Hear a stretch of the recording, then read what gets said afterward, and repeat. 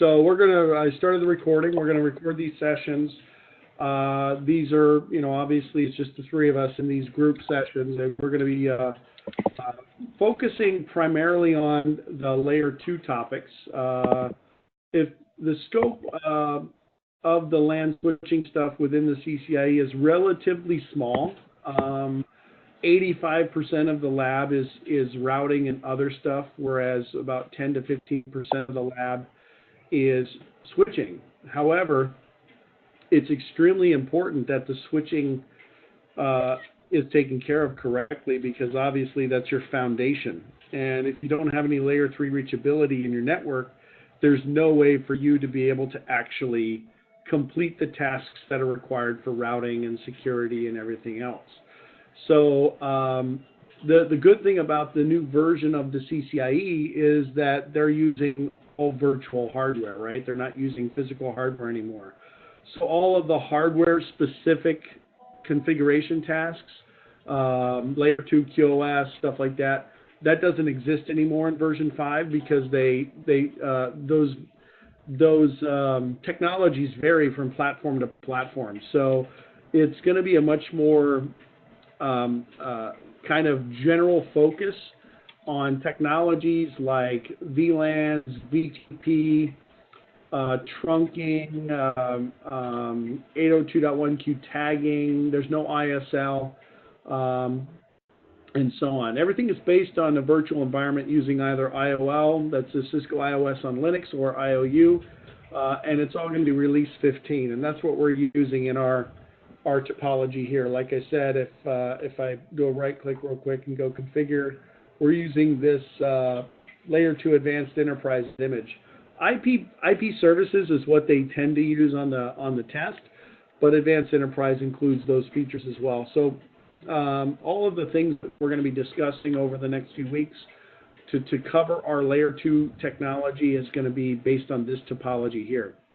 Essentially 4 switches interconnected with 2 Ethernet links on each switch. Obviously on the lab you're not going to have Ethernet links, you're going to have fast Ethernet or gigabit Ethernet, but the concepts are still the same. Some of the calculations might be a little bit different, some of the techniques or the configuration tasks might be a little bit different, but overall it's going to be the same. So the first thing I want to do, and because we hadn't done this yet, is I want to go out to cisco.com, and I'm going to type /go/CCIE and go into the routing and switching CCIE. And if you scroll down here, we can see all the way at the bottom here the lab topics for CCIE.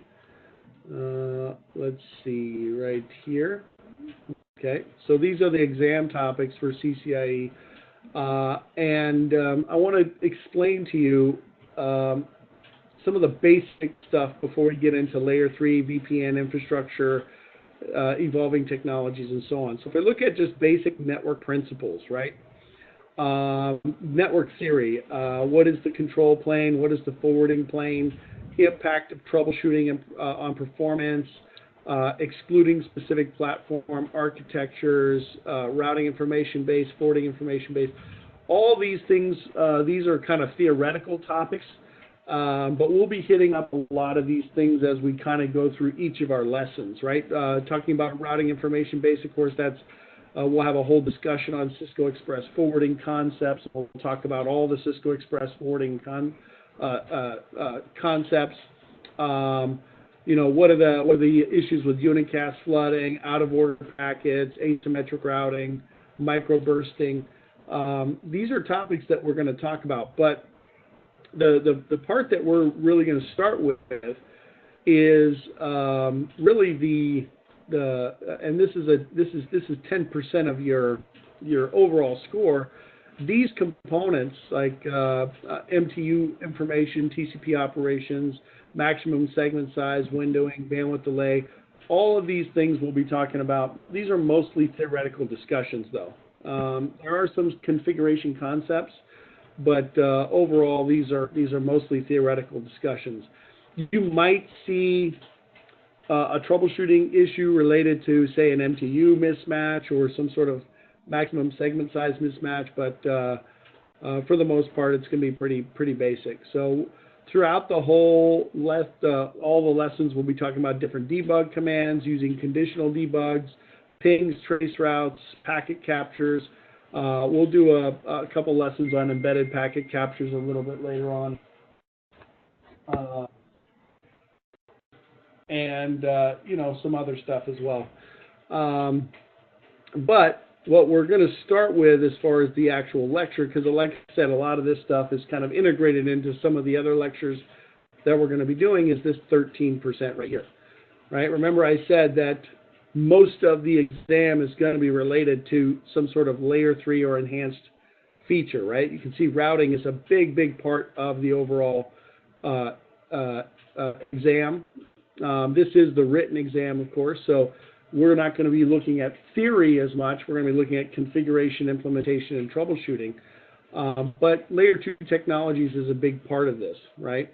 And if we look at what falls under layer 2, these are the topics that we're going to be talking about. How do we manage the MAC address table? What's error disable? How do we manage error disable? We'll have a lesson on managing MTU sizes. We'll talk about UDLD and CDP.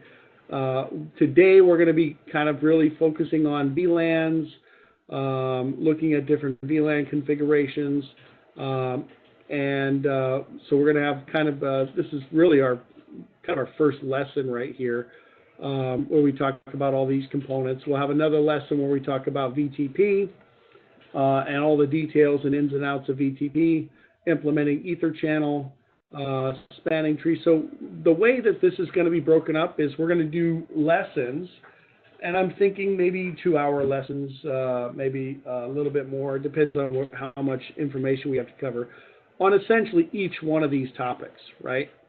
So 2.1 might be its own lesson, 2.1b might be its own lesson, 2.1c, and so on. So that way we know that we are hitting every aspect of this layer 2 information.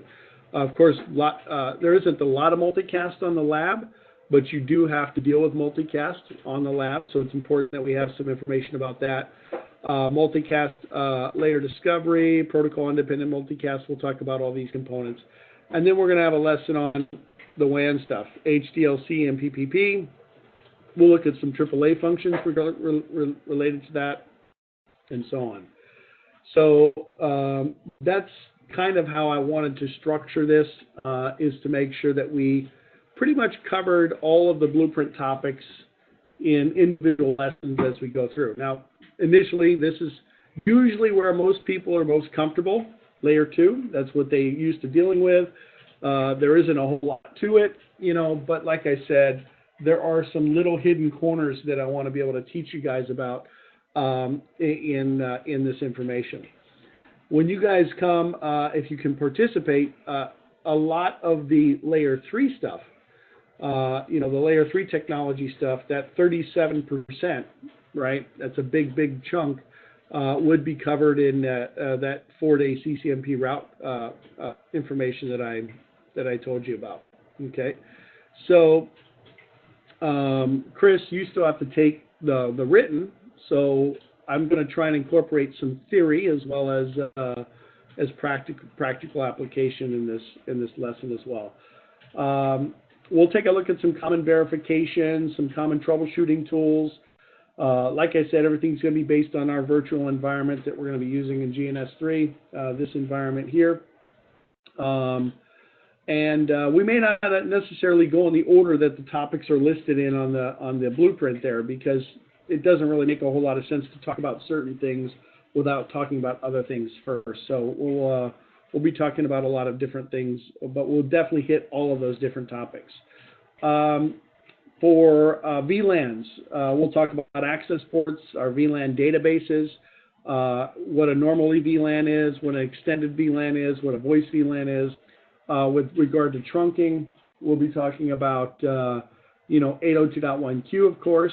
There is no ISL, like I said, on the lab. You might get some ISL questions on the written, but most likely not.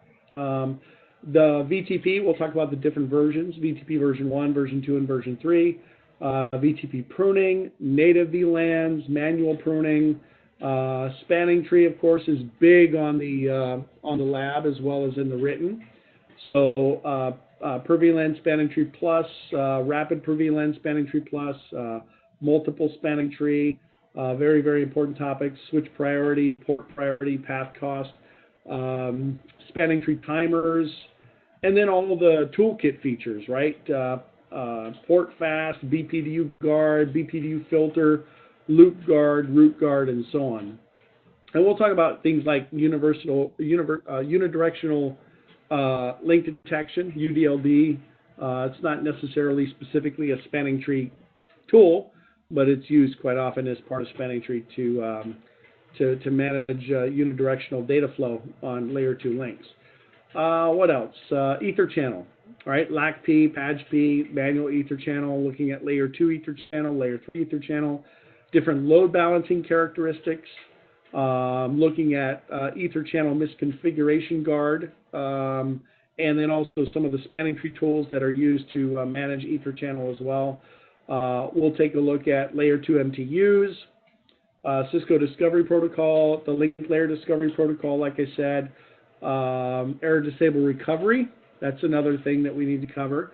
Again, you're not going to have to configure LLDP on the lab, and you're certainly probably not going to have to configure CDP on the lab, but these will still be topics that you'll have to cover when you go into to take your written, right? SPAN, switchboard analyzer, remote SPAN, remote switchboard analyzer, ER SPAN. We'll talk about those as well, all right? The goal for you guys within the scope of the lab, right? Remember, we're doing our preparation for the lab, not the written. So this, what I'm telling you now, applies to the lab, is to establish basic layer 2 connectivity end-to-end. Right now, you're going to have tasks in the lab where you have to configure features. You might have to optimize path selection. You might have to verify that optimization and so on. But the primary responsibility, at least initially, because remember, time is not your friend in this lab environment, is to make sure you establish your basic layer 2 connectivity end-to-end, right? What's going to be required to do this? Well, you got to set up your VLANs, you got to set up your trunking. You may not necessarily have to configure VTP, but you might have to verify VTP operations, basic spanning tree, ether channel, and so on. You're definitely going to have to configure some ether channel configurations, and you're probably going to have to manipulate the spanning tree topology in some way. So those are important topics as well. All right. What else? Spanning tree path selection, definitely. Any kind of layer 2 optimization, but again, the biggest key when it comes to the layer 2 portion of the exam, because it only counts for maybe 13% to, if you count the theory part, which is mostly on the written, maybe 20% of the test is layer 2. But a good portion of that is just establishing your basic layer 3 connectivity in the network, right? You can expect, and this is a big difference between this version of the CCIE as opposed to what you saw in the past, you can expect a lot of pre-configurations on the test. And there are some configs that will already be in place. However, don't always assume that those configs are correct, right? Sometimes, and I've seen this, when I took my lab, I saw this, there were some configurations that were maybe partially completed, but not fully completed. They were completed enough for functionality, but they were not completed enough for feature support. And then there were some configs that were just plain wrong, you know, that would cause other configs not to work. So a lot of pre-configuration, and then a lot of verification on the configs. The problem that a lot of people run into when they go into the lab the first time is using the show run too much. You know, a lot of people are trained to say, okay, I'm just going to do a show run and just take a look at all the configuration and make sure that that the entire configuration is in my brain, right? And that I've analyzed this config, but there are way too many devices to do that. It's impossible, and you're not going to have enough time to analyze the show run of your devices.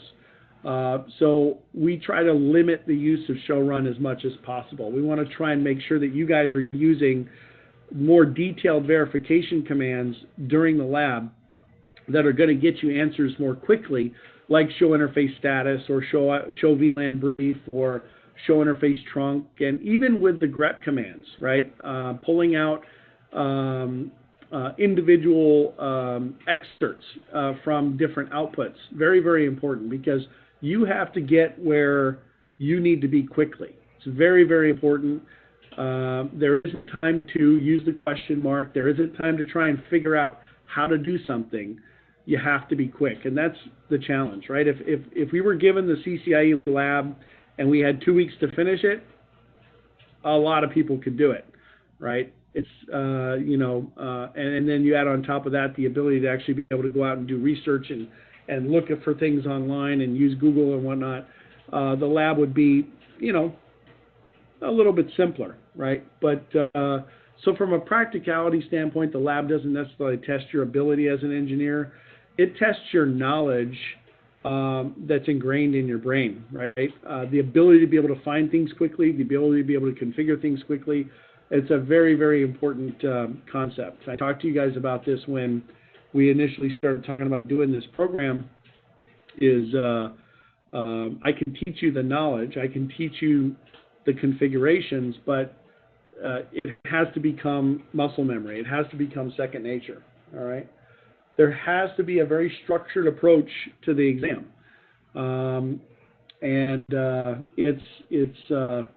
You kind of have to have this toolbox of commands in your brain that you're going to use for all of your basic topics. So one of the things that might be helpful for you guys is to go through I would suggest this, go through the blueprint and create a document that where you can start to keep track of all the commands that you use for those particular topics, right? So if we're talking about BGP, what are the commands that we use all the time to configure and to verify? OSPF, EIGRP, RIP, whatever, okay? So keep a log of the commands that you're using as we kind of go through these participation labs and we're going through these reviews. Keep a log of the commands that you're using, those are the commands you're going to want to kind of keep in your head when you go in to take the lab. In this section, right, this LAN connectivity, this layer 2 topology or technology section, some of the typical questions you might ask yourself: is spanning tree forwarding for a particular VLAN? Okay, what commands do I need to use to verify that? Show spanning tree for the VLAN. If layer 2 is not forwarding traffic, then certainly layer 3 is not going to be forwarding traffic. Things as simple as, does the VLAN exist? Is the VLAN assigned correctly to the right port? Show VLAN brief or show interface trunk to see if the VLAN is allowed across the trunk interfaces. Things that you would normally just kind of be able to figure out because they're not really technically difficult things to do, can be really, really challenging when you are in a severe time crunch and the topology is extremely overwhelming, right? There are tons of devices in the topology and not just simply 4 devices. And so sometimes it can be a little bit overwhelming looking at the topology and going, okay, where the heck do I start? But always go back to your roots, right? Make sure the VLANs are working. Make sure the interfaces are turned on. Make sure the ports are not error disabled, right? Is VTP pruning a VLAN? And all these things are easy to verify, right? Very simple to verify. Show interface trunk pretty much shows us all of those things, right? Is the port error disabled? Show interface status, show interface switch port. Are there any data plane filters? Because they might do that to you guys as well.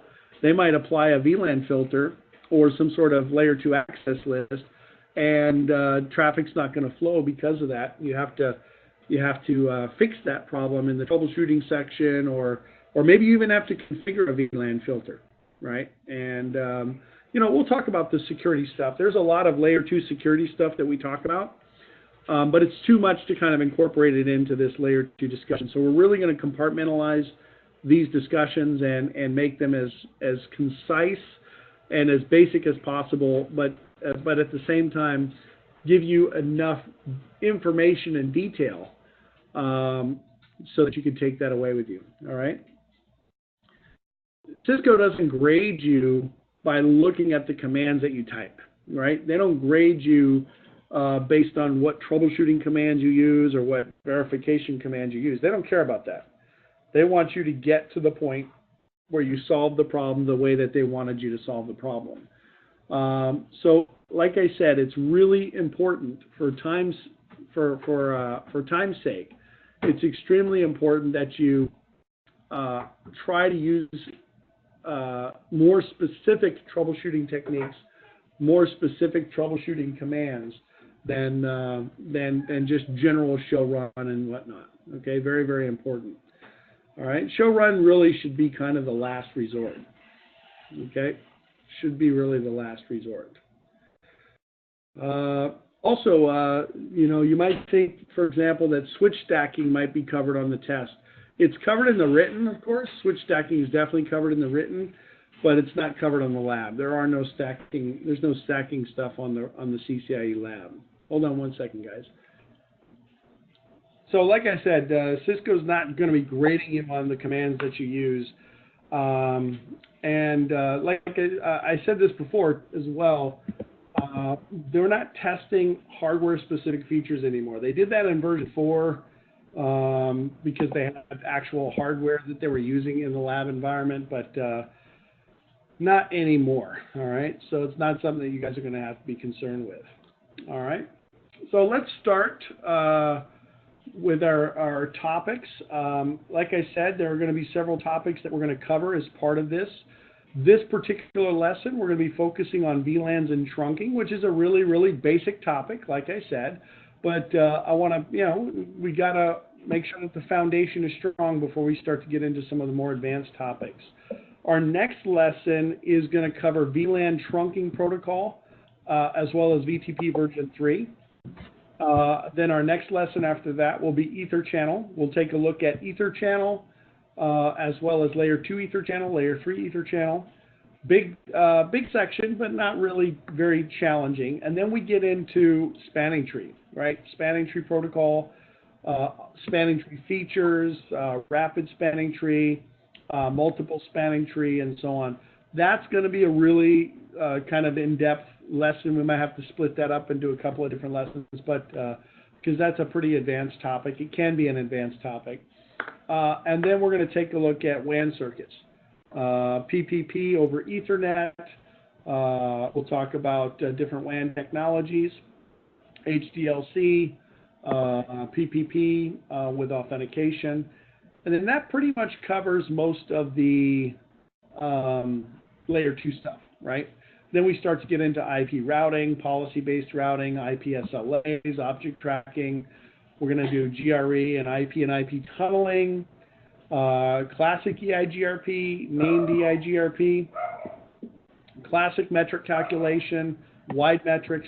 So EIGRP is a very, very big topic that we'll be talking about.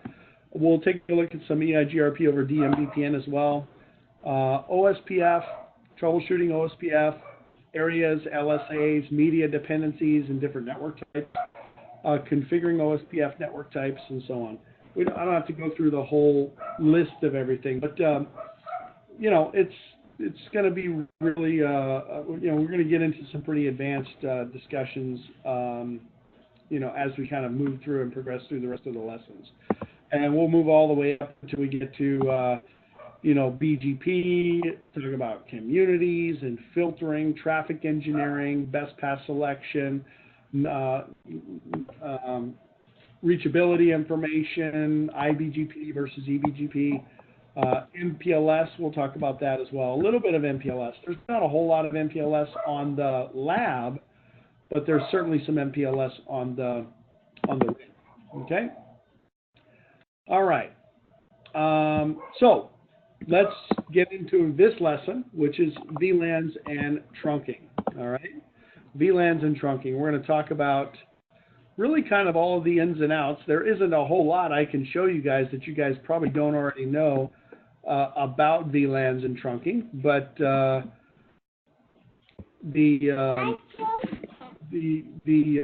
topic will be, I'll try to put in as much information in this lesson as possible so that you guys at least walk away with some additional knowledge, all right?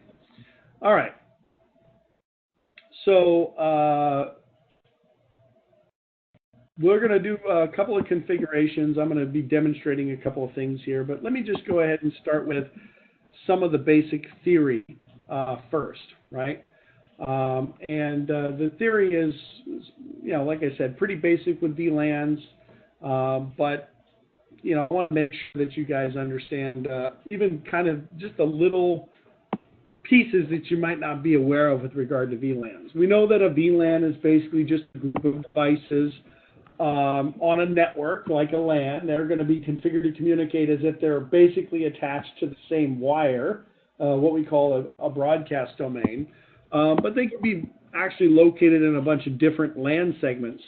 VLANs are logical, of course, not physical connections. So it gives us a lot of flexibility with configuration.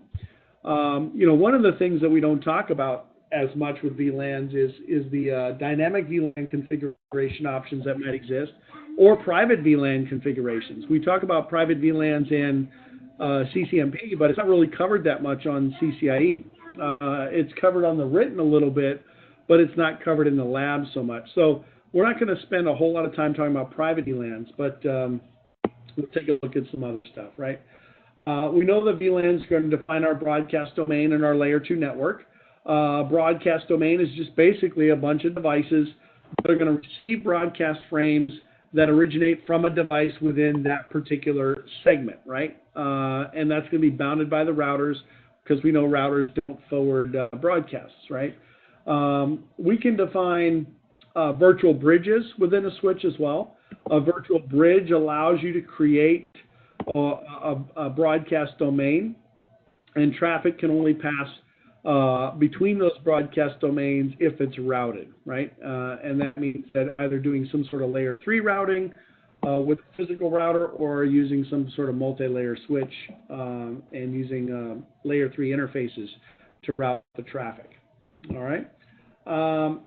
VLANs are associated to subnets, of course. All of the end stations in a particular subnet belong to that particular VLAN. And we know that traffic, like I just said, has to be routed between VLANs. We can assign a LAN interface on a router or a SVI on a switch as a member of a particular VLAN. We can do this on an interface by interface basis, and that's done, basically statically. I'm going to demonstrate a couple of those commands here in a minute. There are some parameters that you can establish when configuring VLANs. The most common thing, of course, is the VLAN number, right? VLAN number is very important. The name, not as important to the switch. Names are typically going to be used by an administrator to define the function of the VLAN or whatnot, but it is something that you can specify. You can specify the VLAN type. You can specify a VLAN state, whether the VLAN is active or the VLAN is suspended.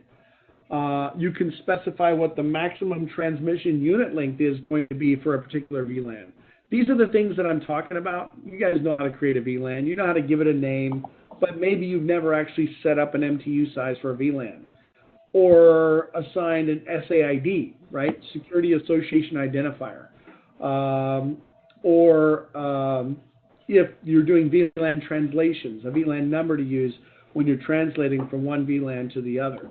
So these are kind of the techniques that you wouldn't necessarily see on a regular basis used, but these are things that you can actually configure.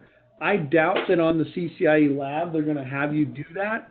They're going to have you configure SAIDs and different advanced VLAN configurations, but I want to make sure that you guys know that they exist, okay?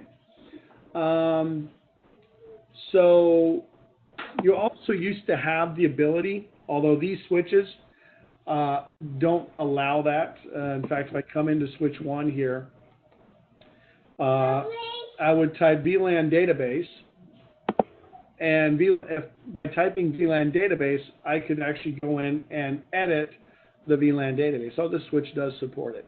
So this is a deprecated configuration scenario. Typically, we just create the VLANs in global configuration mode, but I can actually come in here and I can create or edit VLANs here. I can say VLAN 10, VLAN 20, no VLAN 10, no VLAN 20, and I'm actually modifying the VLAN database. I'm actually modifying the VLAN database directly as opposed to doing it in configuration mode. All right. I mean, I get it, guys. This is not rocket science what we're talking about right now, but we got to start somewhere, right? No, it's good. It's good to just get a refresher and a background, so we're all on the same sheet of music.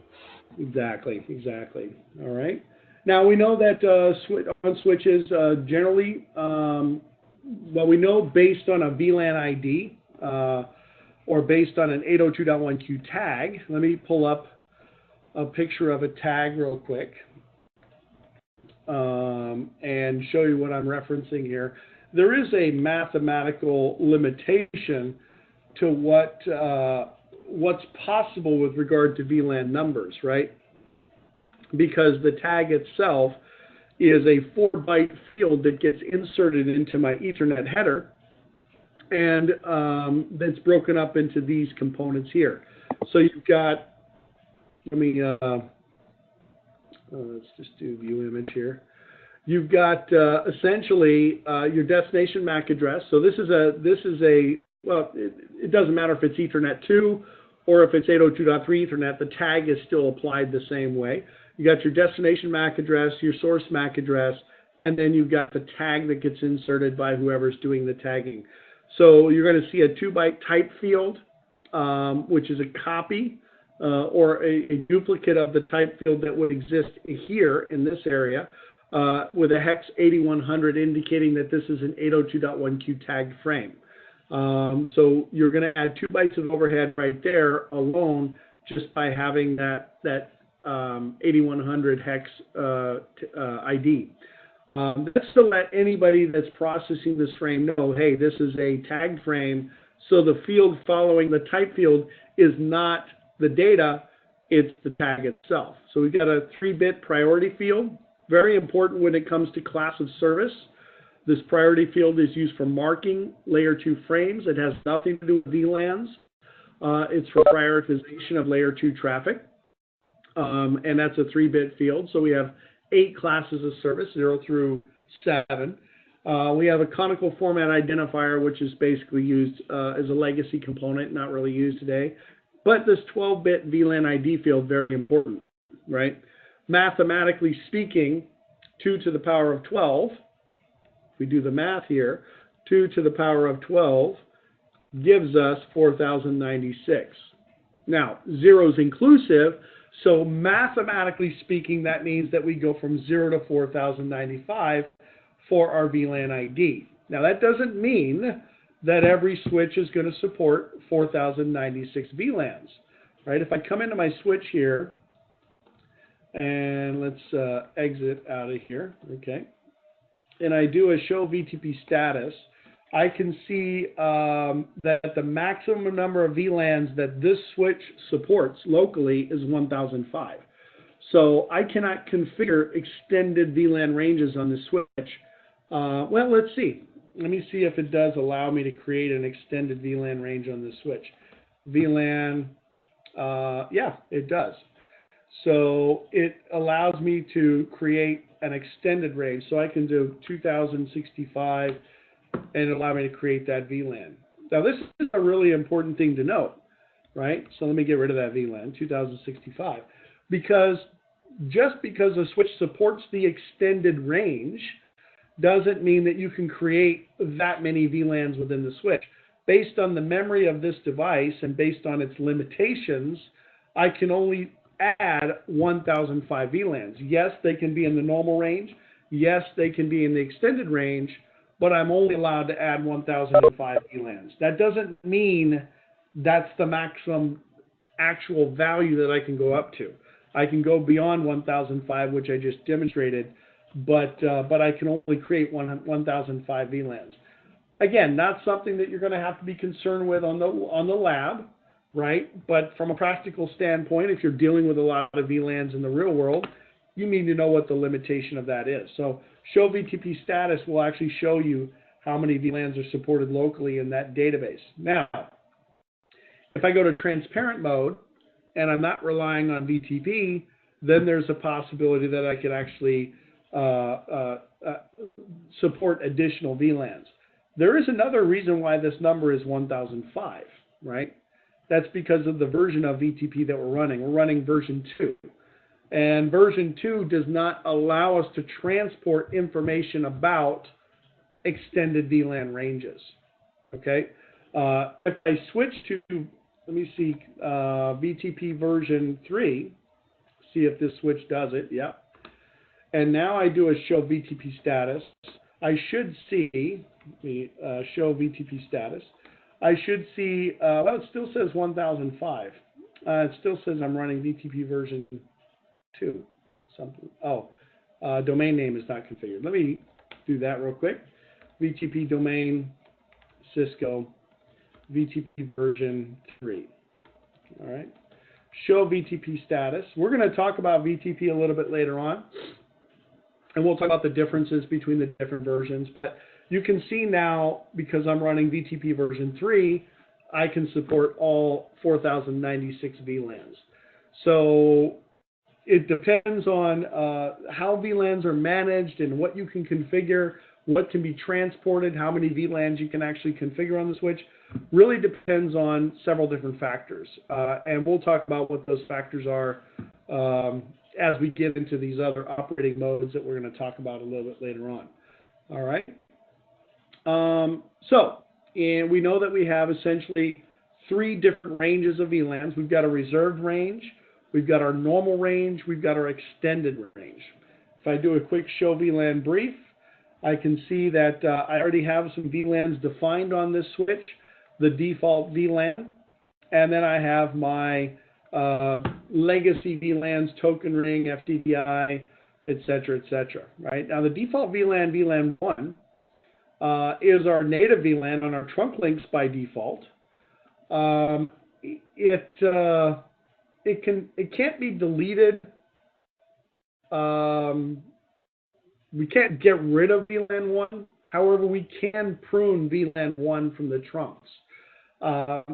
There's always several discussions about how does VLAN 1 operate across trunk links if I'm filtering out VLAN 1. Right? Let's say, for example, I come in here and I go into my switch and I say config T interface Ethernet 03 switch port mode trunk. So I make that a trunk. Oops, switch port trunk encapsulation.1q switch port mode trunk.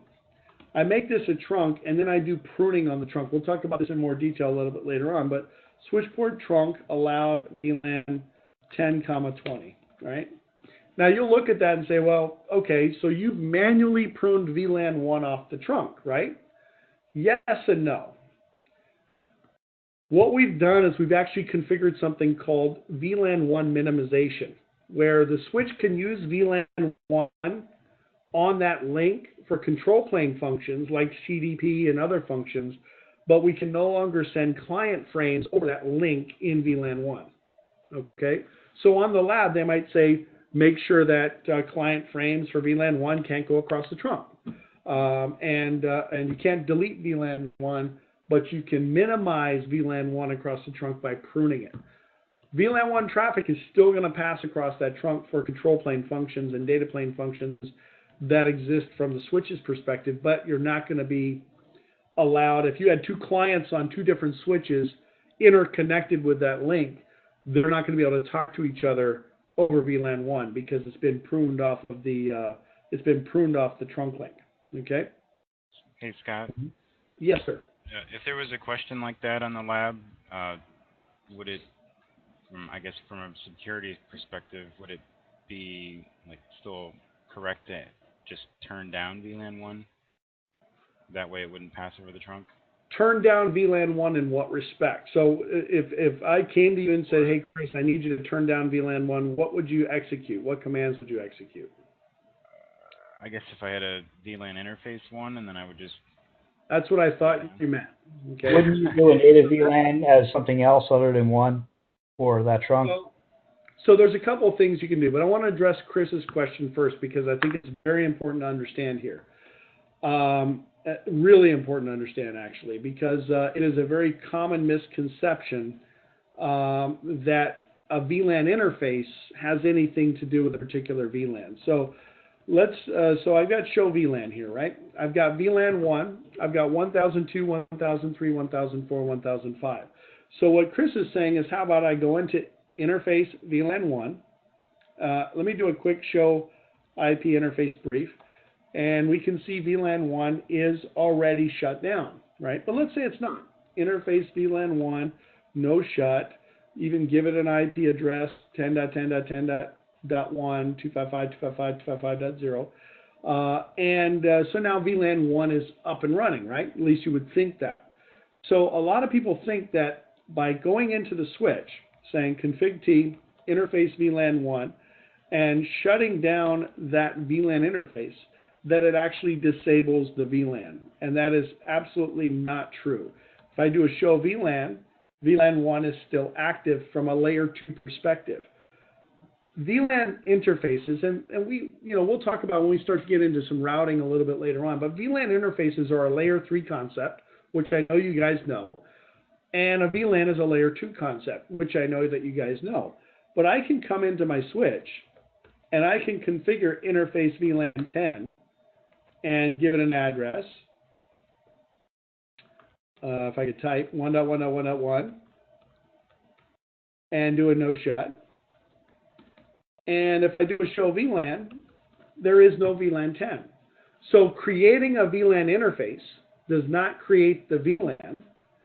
And conversely, creating a VLAN does not create a VLAN interface. If I come in here and say VLAN 100, all right, VTP VLAN configuration allowed on the device is not let me switch back to VTP mode. Hey, what version of iOS is this? 15. Oh, hold on. Is it XE or is it just iOS or? iOS. Yeah. All right. Do show. I think XE automatically creates the VLAN for you when you do the an interface VLAN. Yeah, I'm not aware if it does or not. I'm not aware if it does or not. It may. I'm not suggesting that's not correct. But in any regard, whether it does or doesn't create the VLAN for you, I mean, I can see why it would, because there's really no point in having a VLAN interface if you don't have a layer 2 VLAN tied to it. Makes perfect sense, okay? But at the same time, they're kind of exclusive, right? I can have a layer 2 VLAN without a VLAN interface. I can configure a VLAN interface without having the VLAN, even though it would be completely useless. But it is still something to do, that you can do. So interface VLAN 100, for example, I've created this VLAN, do show VLAN. I can see that, or not interface, let me do that, no interface VLAN 100, sorry, I meant to do VLAN 100. So if I do a show VLAN, let me get out of config mode, show VLAN, I can see that VLAN 100 was created, but the VLAN interface hasn't been created, okay? So to answer your question, Chris, the answer is no. If I shut down interface VLAN 1, it doesn't affect the layer 2 operational state of VLAN 1 at all. And so really the only effective way to prevent use of VLAN 1 is to simply not use it, right? Make sure all of your ports are assigned to a different VLAN. Make sure that you're pruning VLAN 1 off of your trunk links. Don't rely on VTP pruning to do it because it'll probably never get pruned. and just simply make sure that you don't have any access ports in VLAN 1, right? You can't delete VLAN 1, so you're kind of stuck with that, right? So did that answer your question, Chris?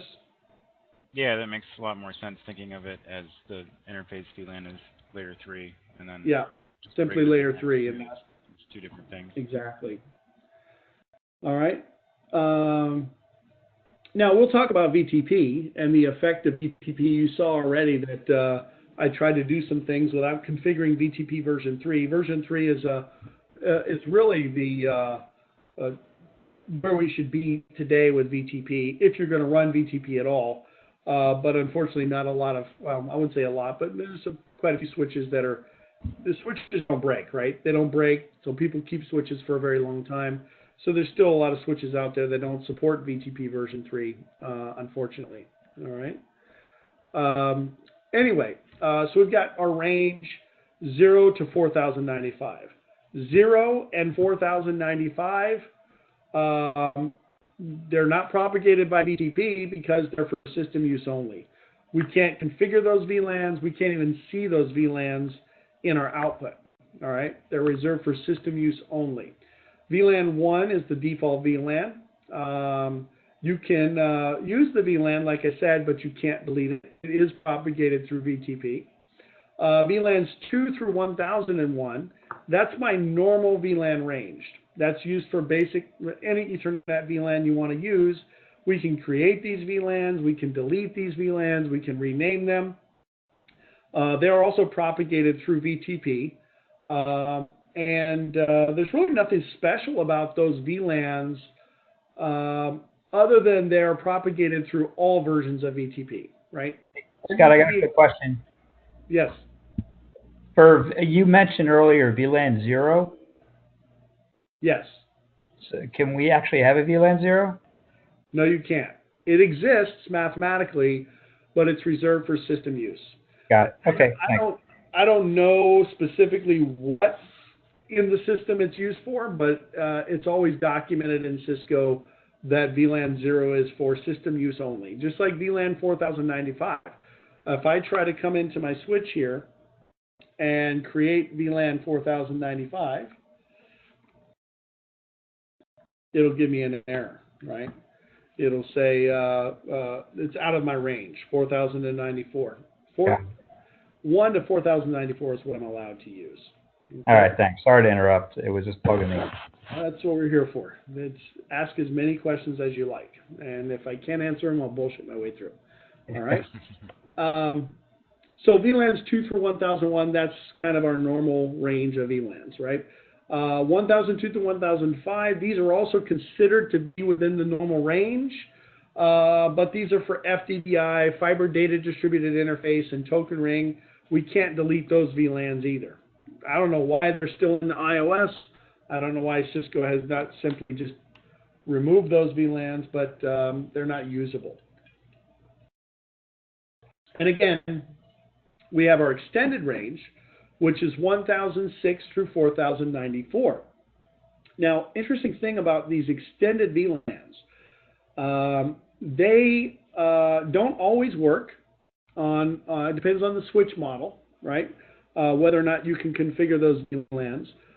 Quite simply, to find out, you just simply type VLAN and question mark, and you'll be able to know whether or not you have the ability to create those VLANs. So if I type VLAN question mark, I can see that it says enter switch link VLAN IDs 1 through 4094. All right. But there are some special things I need to tell you about these VLANs because a lot of people are not aware of this. I doubt that you'll run into this on the lab. You may see some reference to this on the written, is that these extended VLANs are sometimes used by layer 3 ports and other software features internally. If I do a quick show run, you're going to see a command in my show run here that you may not be aware of, and it's this one right here. VLAN internal allocation policy ascending. Sometimes you'll see it as a configurable option. You can make it ascending or descending, or you can change on this particular switch. We can't change it. But what the heck does that mean, right? What does it mean, VLAN internal allocation policy ascending? Well, this is the interesting thing about these extended VLAN ranges, right? The extended VLAN range are used for what we call quote-unquote internal VLANs. If I do a quick show, actually, let me clear some stuff up real quick. Show IP interface brief. Let's get rid of VLAN 10, config T, no interface VLAN 10, and interface VLAN 1. I want to make sure that I'm kind of keeping this config clean because we're going to be building some configs in the future lessons here. Let me do one more thing. Show interface status. Make sure status. What the heck? I want to see status all the way. I hate that. Status. There we go. Let's see. So port 1 is routed. I was messing around with the configuration a little bit earlier, so let me change that. Interface Ethernet 01. 01 switch port. Okay. All right. Okay. So as I was saying, this extended range is used sometimes for something called internal VLANs. You can see if those internal VLANs are allocated by typing the command show VLAN internal usage. Show VLAN internal usage. And you can see if the system has started allocating some of these VLANs for internal use. Now, you might ask, well, what does that mean? I mean, what does it mean that they're used internally? Well, if I come into a port, interface Ethernet 01, and I say no switch port, which changes this port to a layer 3 interface, right, a routed interface. If I do a show interface status, I can see that Ethernet 01 is now a routed port. And if I come in here now and I type show VLAN internal usage, you'll notice that the switch has now allocated VLAN 1006 for that layer 3 interface, which means now VLAN 1006 can no longer be assigned to a data VLAN. So if I come in here and I type VLAN 1006, failed to commit, right? You have to type N to commit the changes. It says failed to create the VLAN 1006 because it's not available in Port Manager. So you might run into that on the troubleshooting part of the test, have no idea why you can't create a VLAN, right? Because it was automatically allocated for that internal routing use on the switch. Now the nice thing is here it says 1006 is currently being used by Ethernet 01. Again, unless you knew that Cisco takes the VLANs in ascending order from the extended range and allocates them, you would be totally lost. You would probably not be able to identify why you can't create that VLAN. This is particularly helpful when you're maybe copying VLAN databases from one switch to the other, or you're trying to duplicate some sort of config and you're running into a situation where you can't create the VLAN. All right, I'm sure you guys have never seen this before, probably didn't even know that it existed, but that's what happens. Interestingly enough, not all switch platforms use the same assignment method that Cisco uses, or that this particular switch uses. So I wouldn't say that it's necessarily random. It just might be a different allocation policy. So you kind of have to look at the specific platform to see how that allocation policy is being utilized. Okay. Is it just for that one routed port? So like if I made another routed port, would it use another VLAN internally? It would. Okay. It would, and that's where you can run into a real problem, right? Because if you have several routed ports, interface Ethernet 02, no switch port, and let me do the show allocation. Now you can see it just took the next one in the list, right? So what if you use 1008 for like a regular port switch VLAN, it would just go to 1009, I'm assuming. Right. So it allowed me to create VLAN 1008. You can see it there, right? Now if I come in here, interface Ethernet 11, no switch port. If I do the show allocation, see, it skipped 1008 and just went to 1009. So if you had a pretty high density switch or whatever that you were using routed ports on, this could become an issue. It could become an issue if you're using the extended range. It doesn't pull VLANs from the normal range, right? Okay. So as long as you're maintaining your VLAN database within the normal range, you should be okay. On some switches, I would prefer to see it descending rather than ascending. But on this switch, you can't change the allocation policy. If you were to be able to do that, you could go into the switch, type config T, and change the allocation policy. So this command that you see here, this command you see here, you would think that I could come in here and I could say, okay, VLAN internal allocation policy, and maybe this one does it. So this one actually will allow me to set it to descending instead of ascending, which might be a good idea, right? Because maybe you say, okay, well, let the switch grab VLANs 4095, 4094, 4094, 93, 92, etc., and then let me still use the modern, the regular VLANs. Make sense? Does it change your existing internal VLANs if you reallocate setting? No. You would have to, if I went into the port, interface Ethernet 11 and did switch port and no switch port, then it would, of course, change the allocation, right? So now it's 4094, then 4093, 4092, etc. Okay. So see, there's always something to learn about even the most basic things, right? I have no idea. Because it's amazing. You see this stuff. This is why we do CCIE level stuff. But creating VLANs is pretty basic, obviously, and but this is the kind of stuff you'd run into that would just make you pull your hair out, right?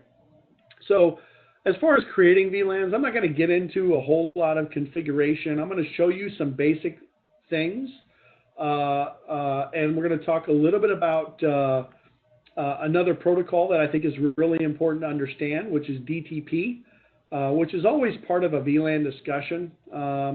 And then we'll do a command review, and we'll wrap up the lesson for this time around. But so obviously, there's a couple of different ways that you can create VLANs.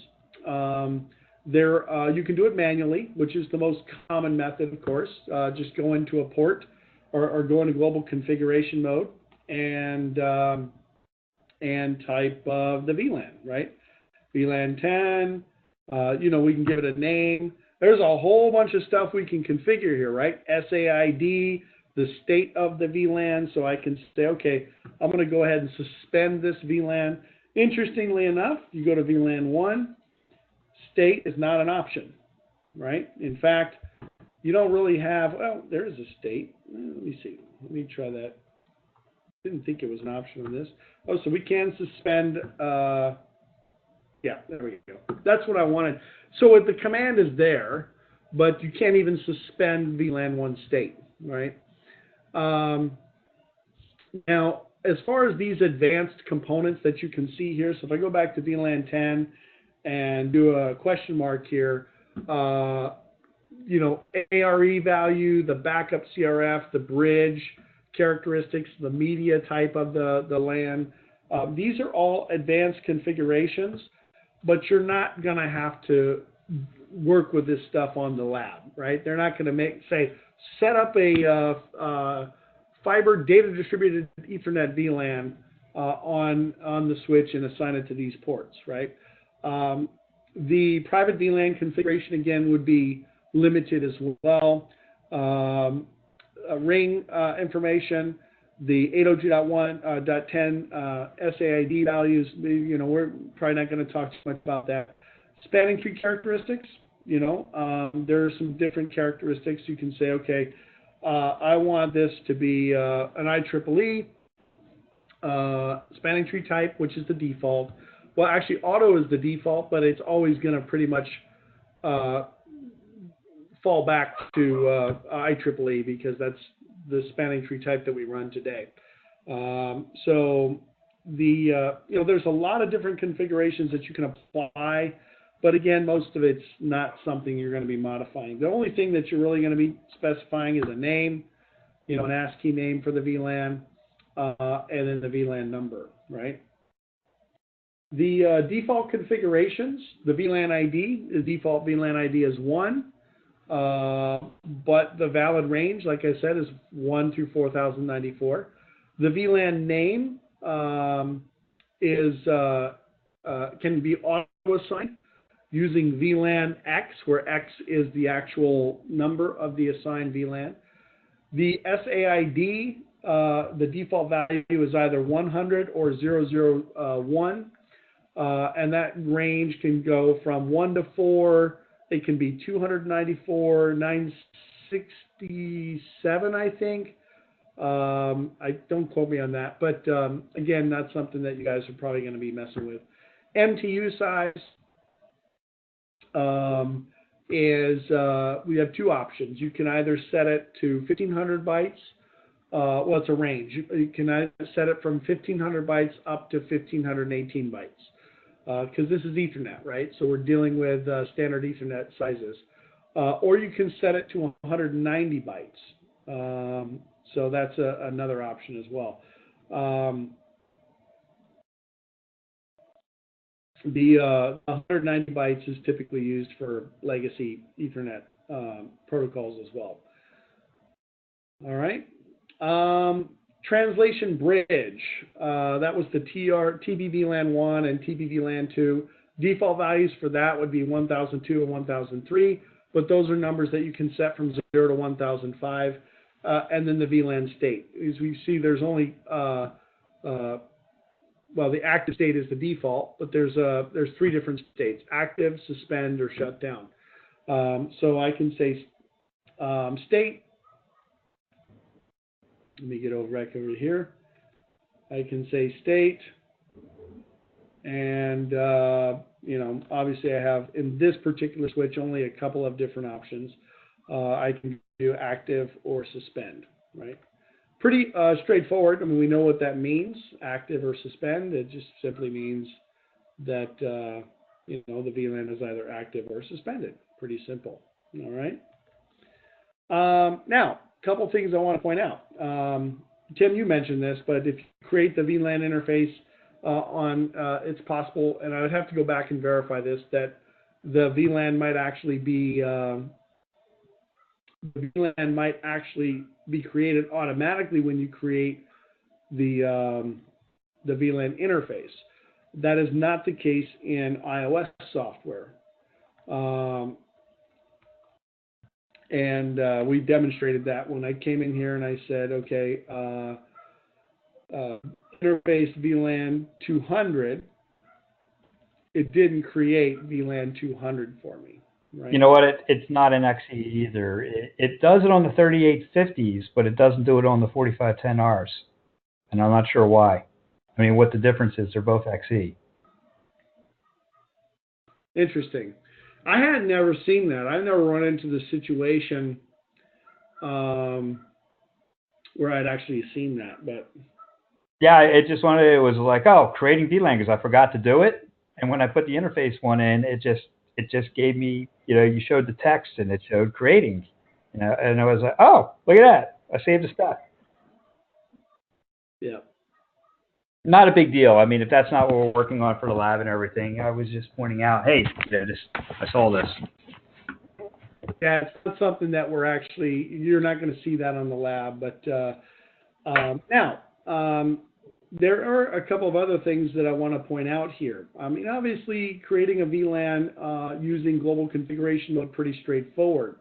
Like I said, you do have the option of, and by the way, to verify, you can do a show VLAN, or you can even do a show VLAN and put in the ID, right?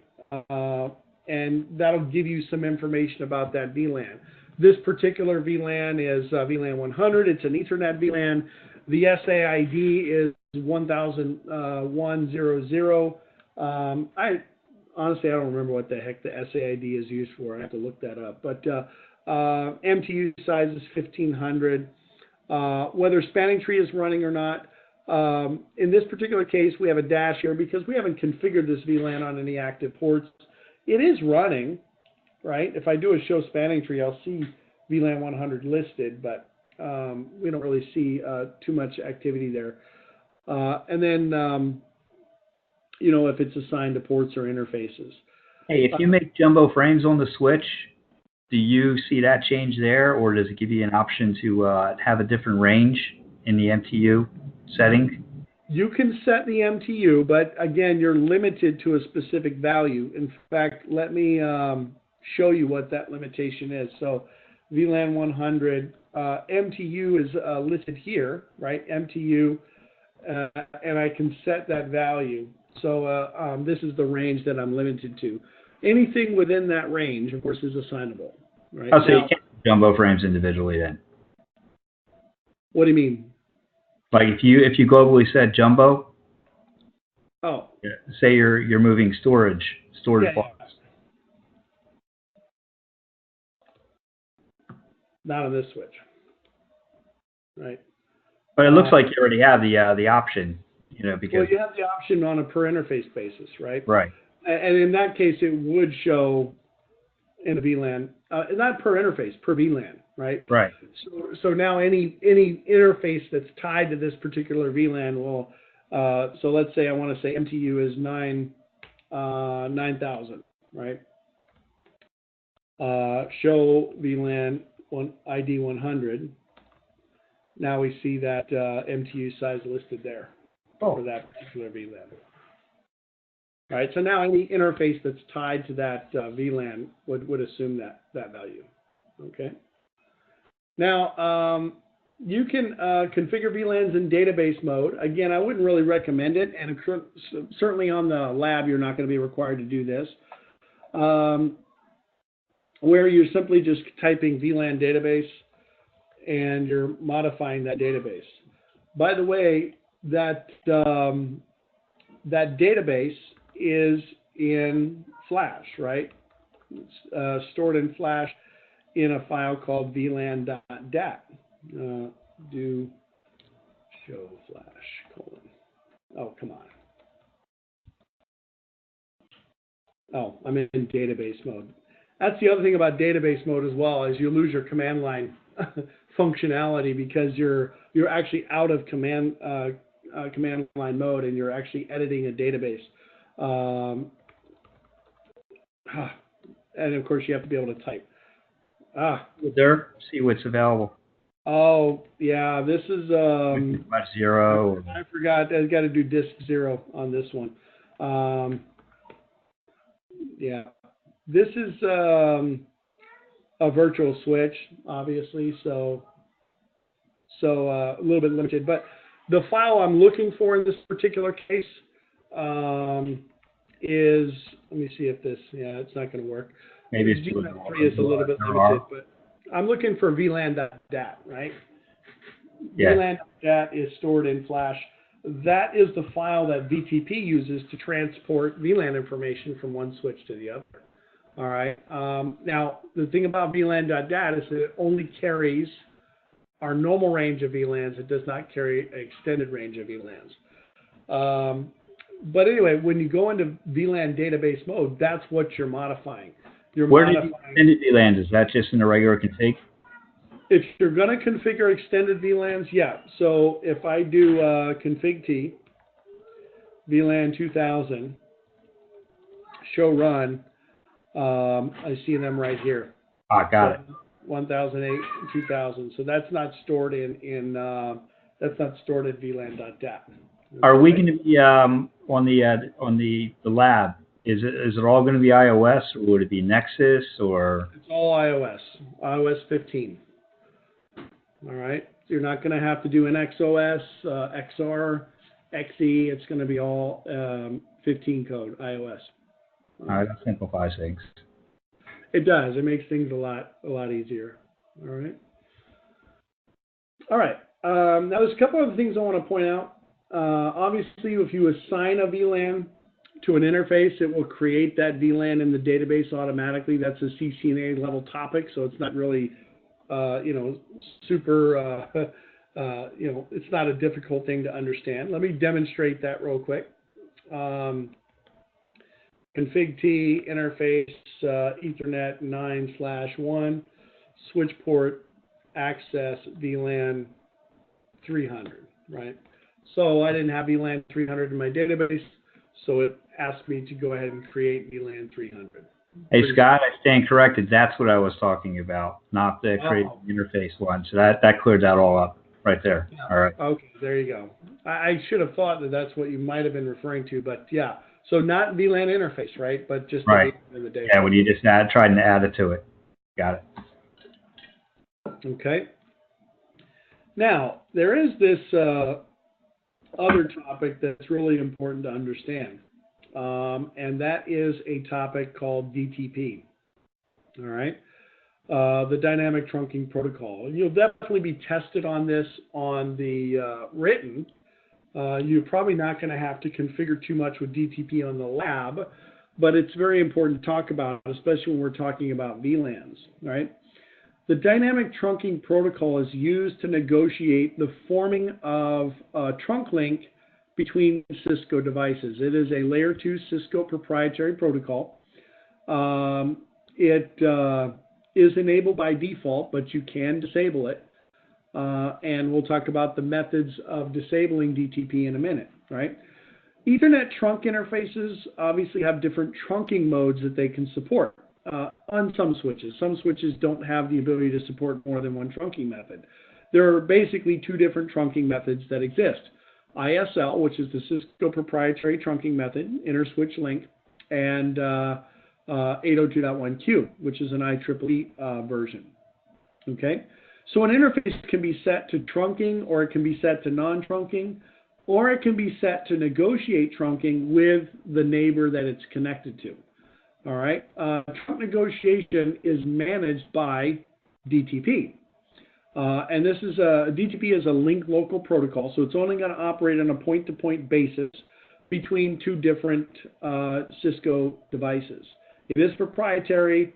Like I said, it's enabled on your 2960s, your 3560s, your 3800. I mean, pretty much any switch that Cisco manufactures is going to have DTP enabled by default. Okay. Some networking devices actually can forward DTP frames inappropriately if you have a hub or some sort of repeater in the network, because it is a physical layer device. It doesn't necessarily know that it's not supposed to forward those DTP messages. So that would be something to consider. All right. Now, the mode of operation on a switch completely depends on the type of switch. Generally speaking, well, let me actually make a note here. There are two modes of operation. There's dynamic auto, and oops, let me spell that right. Dynamic auto, and then there is dynamic desirable. Desirable. All right. Auto is passive. It simply waits for DTP messages to negotiate the trunk. Man, I cannot type. All right. So if a port is dynamic auto, it means that it's not sending out DTP messages. It's simply waiting and it's listening for DTP messages from a neighbor. If it gets DTP messages, it becomes a trunk. The link between the two devices becomes a trunk. So dynamic desirable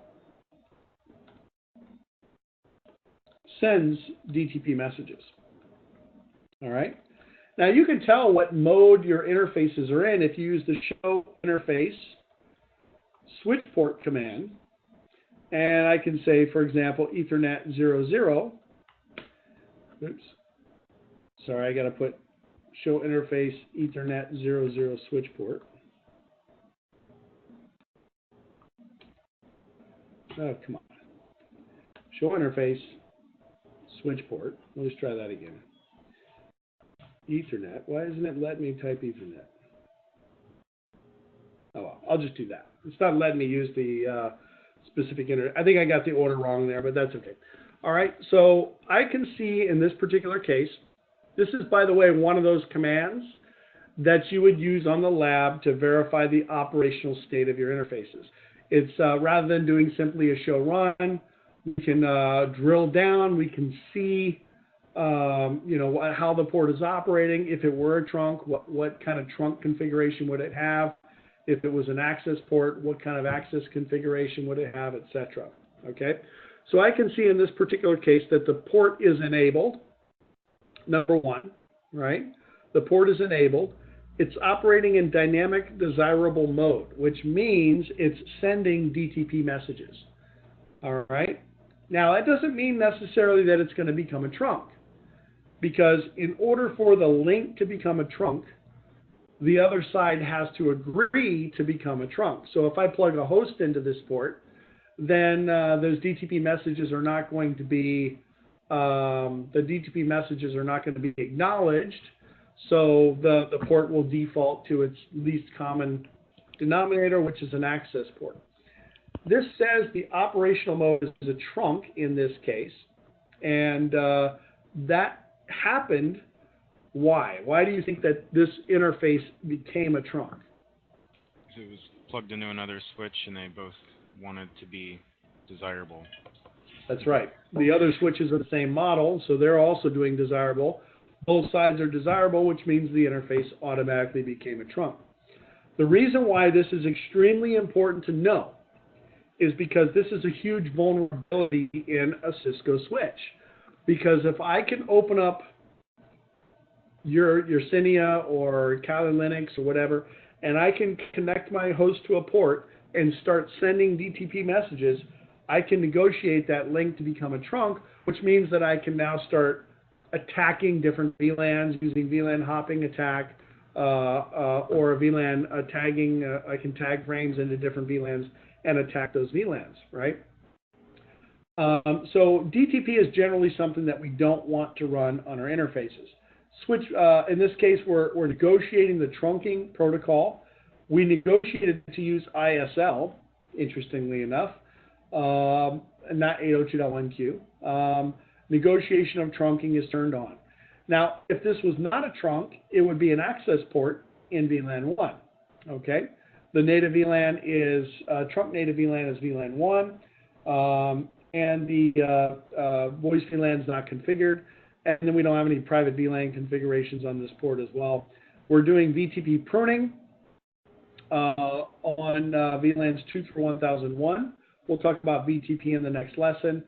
All VLANs are being trunked across the link, etc., etc. So this interface is a trunk. In fact, if I do a show interface trunk, we can see that all those interfaces are trunks, 10, 20.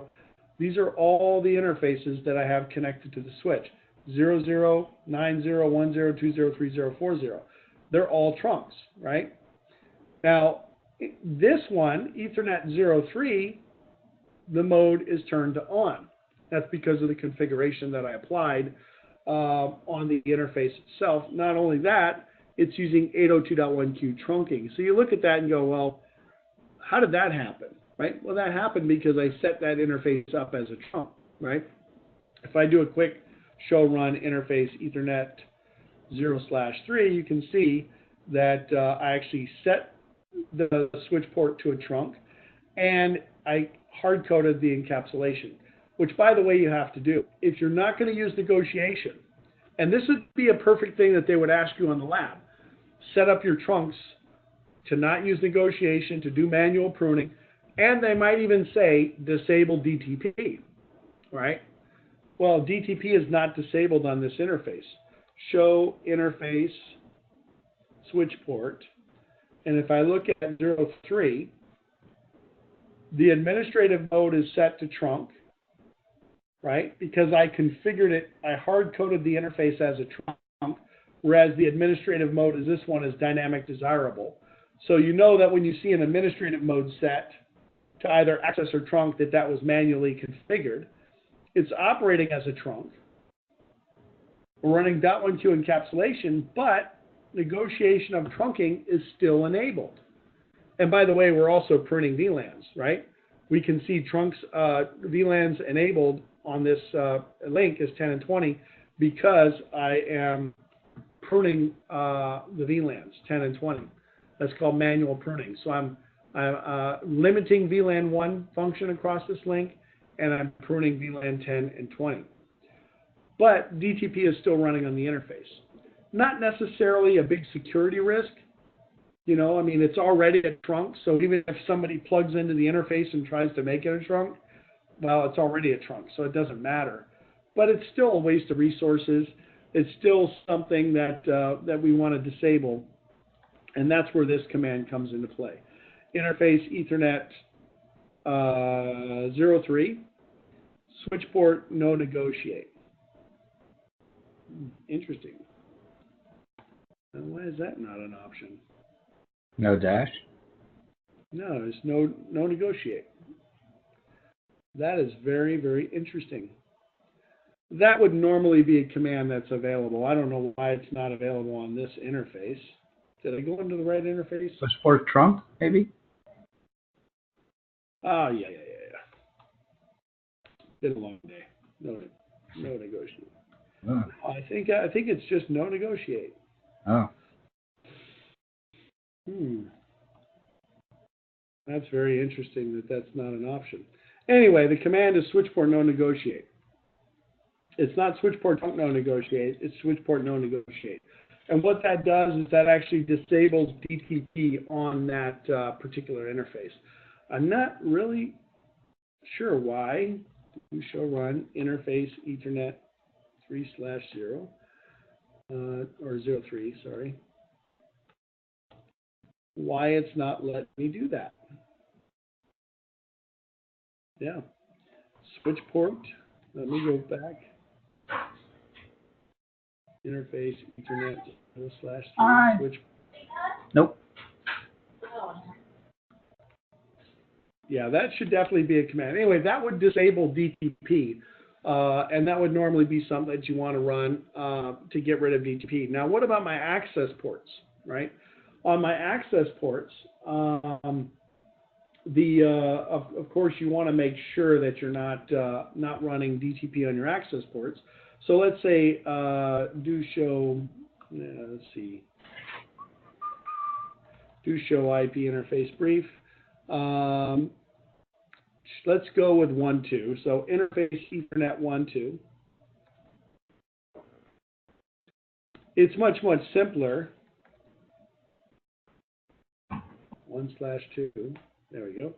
It's much simpler to disable DTP on your access ports because you simply type switch port mode access and then switch port access VLAN whatever 100. Now, very, very important concept here. If I go to interface Ethernet 1/3, I can add this interface to a VLAN without making it an access port. I can say switch port access VLAN 100. If I do show interface switch port, I can see for 1/3 that the port is an access port, but it's still dynamic, right? In other words, I put the port into a VLAN, but it's still running trunk negotiation, which means the port can still become a trunk if it gets those DTP messages, all right? So you want to make sure that you're not running DTP on these interfaces because that means that you're, number one, vulnerable to the port being negotiated as a trunk so that somebody can attack different VLANs, but there's really no need to run it, right? In fact, in most cases, we try to configure DTP out of our network as much as possible. The original idea was, hey, I want to, these switches, I want to plug my access layer switches into my distribution layer switches, and I want those switches to automatically be able to negotiate, right? So definitely something to think about. So how do we do that? Switch port mode access. That's what changes that port from a dynamic port to a static port. Now you can see that the administrative mode is static access, right? And negotiation of trunking is disabled. Very, very important concept from a security perspective, but it also might be important from a lab perspective, because on the lab, they might, you know, of course, have you, one of the requirements might be to disable DTP, right? All right. Can you turn off DTP globally? No, you cannot turn off DTP globally, all right? Okay. The commands, so switch port mode access puts the interface into permanent non-trunking mode and negotiates to convert the link to a non-trunk link, basically meaning that the interface becomes a non-trunking interface.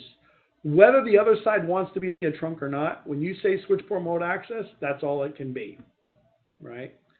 If you type dynamic auto, that means switch port mode dynamic auto. That means the interfaces can convert the link to a trunk link, but it only becomes a trunk if the neighbor is set to desirable, right? So if you have two sides that are auto, it will default to access because nobody's trying to actively negotiate that link, right? So you have a switch port mode dynamic desirable, and then you have switch port mode trunk and switch port no negotiate.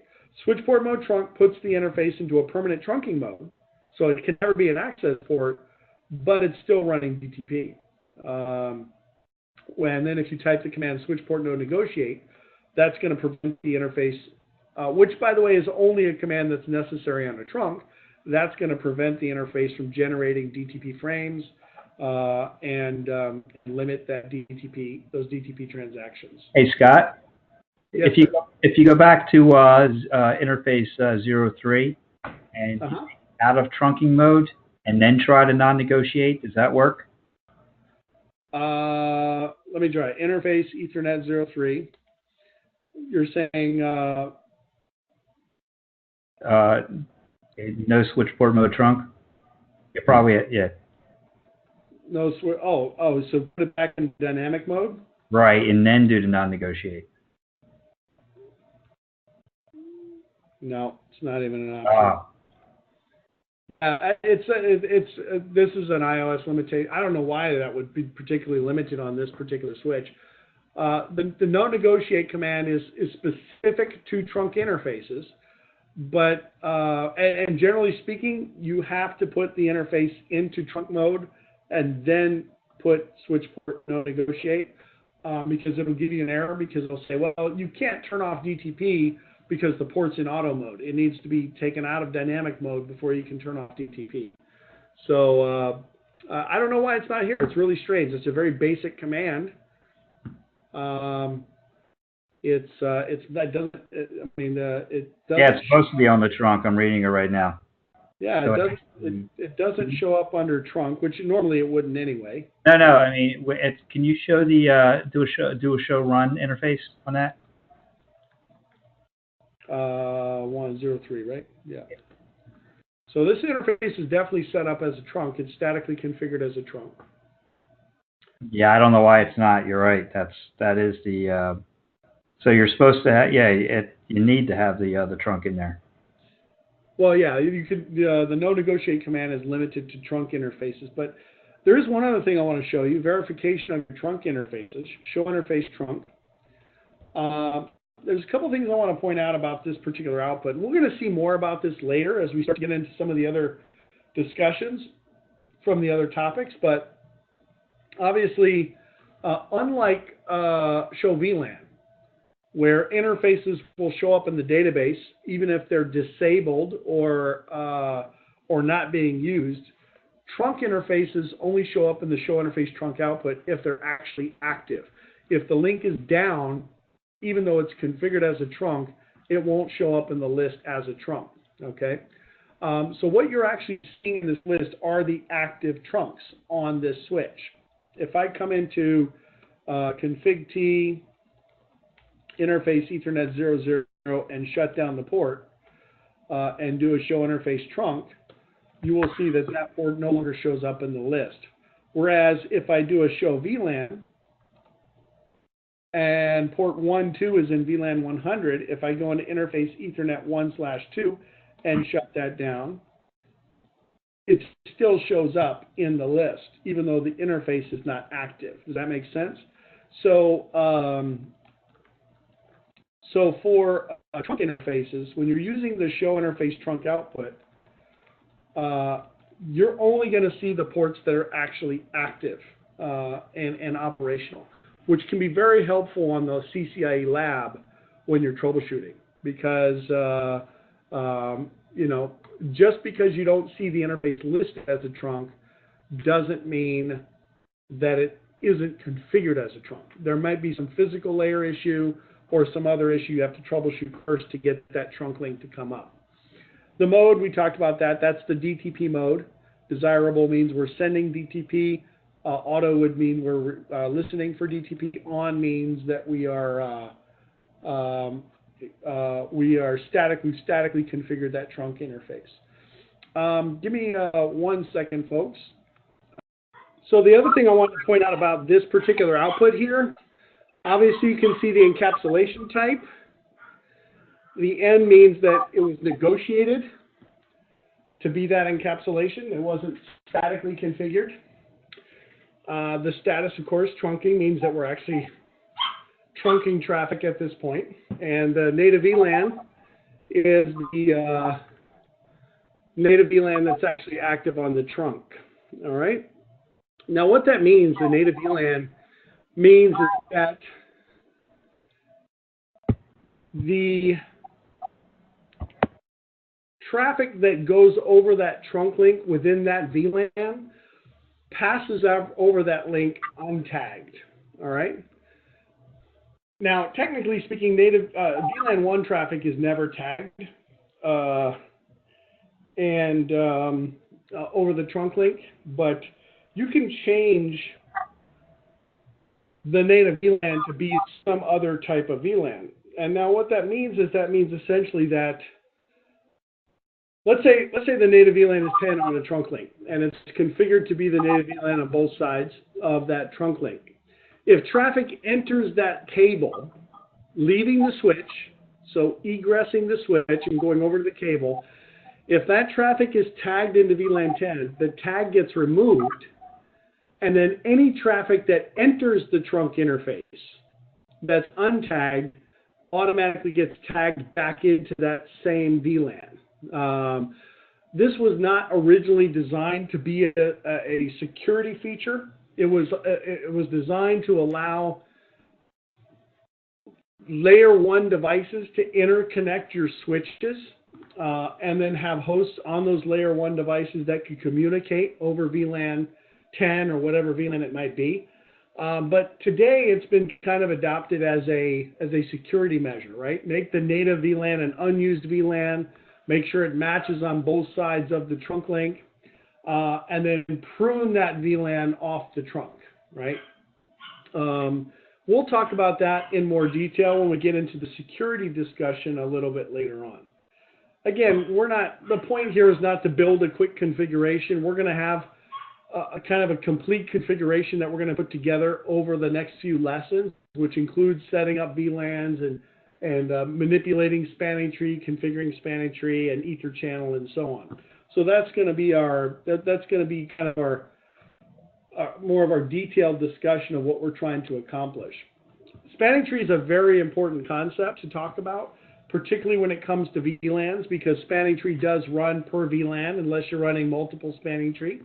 So it's very important that you also have the ability to verify the operation of spanning tree in conjunction with your VLAN configurations.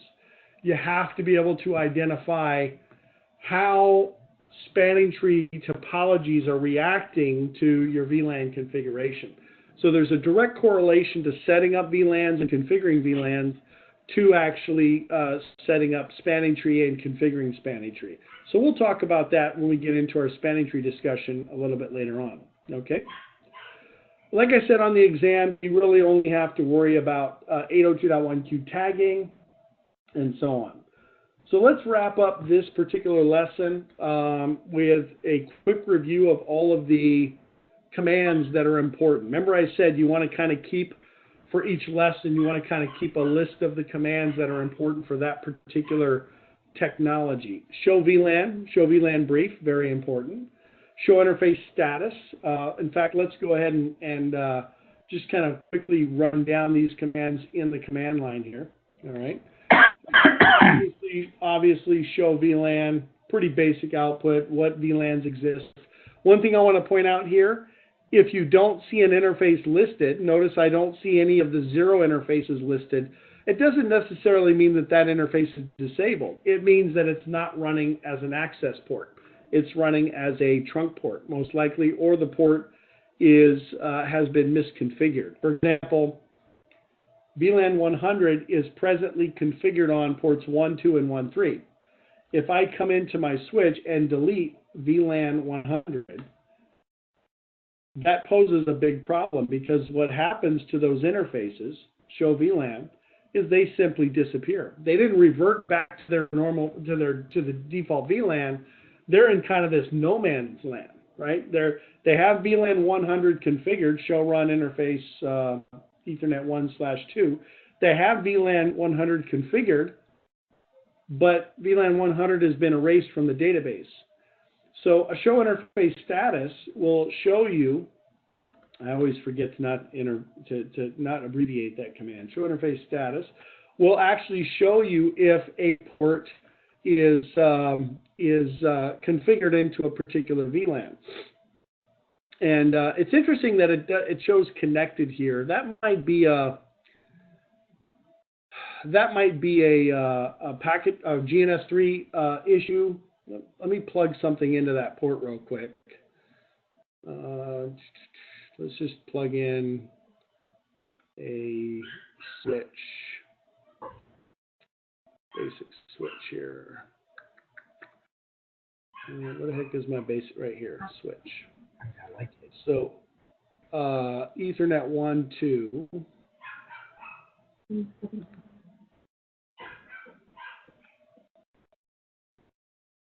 And we'll go into 1, 2 here.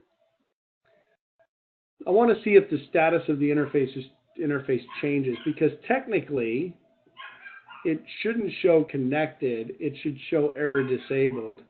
And the reason it should be error disabled is because it has been configured into a VLAN that doesn't exist in the database, right? So the port should actually go into an error disabled state. We're not seeing that here, but there's another very important thing for you guys to consider when you guys are doing the lab as well. Get very used to the grep commands, the Linux kind of shortcuts of peeling or pasting away information from the configuration, right? So let's say that I wanted to see all of the ports on my switch that are not connected, right? I could do a show interface status, pipe, include not connect, right? It's not going to show me anything because for some reason every one of these interfaces are showing connected, but and that's a GNS3 thing. But all right, let's say, let's do another grep. Let's say I want to include all the interfaces that are in VLAN 100, right? So oftentimes it's probably better, or it can be better, to kind of hone in on information if you know what you're looking for by using those grep commands. Interestingly enough, you can combine them, right? So let's say I come into, let me add VLAN 100 back first of all, and let's say I go into interface Ethernet 1/3, and I say switch port access VLAN 200. All right. Now, if I do a show interface status, I can see that port 1, 2 is in VLAN 100, port 1, 3 is in VLAN 200. So I could do a show interface status, pipe, include 200 or 300, right? And it will pull out those interfaces that have both 200 and 300 configured. The grep commands you can use an include, you can use a section, you can use an exclude, lots and lots of different options that you have, all right?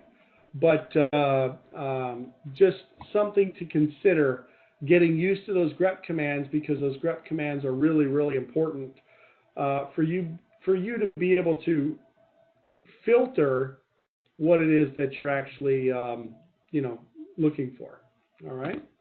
And might make it a lot easier for you to actually find that information quickly, okay? What else? Show interface switch port we looked at, right? Show interface switch port allows us to look at all the specific configurations of the port. Show interface trunk, and these are really kind of the main commands. Oh, there was one other thing I wanted to mention about show interface trunk. I completely forgot to mention it. You'll notice that on a show interface trunk, there are 3 different references to VLANs on the port. Do you guys know what these 3 different references are referencing? Say that 10 times fast, right? Well, one is what VLANs are allowed. I mean, so it's just basically it shows whether it's pruned or not.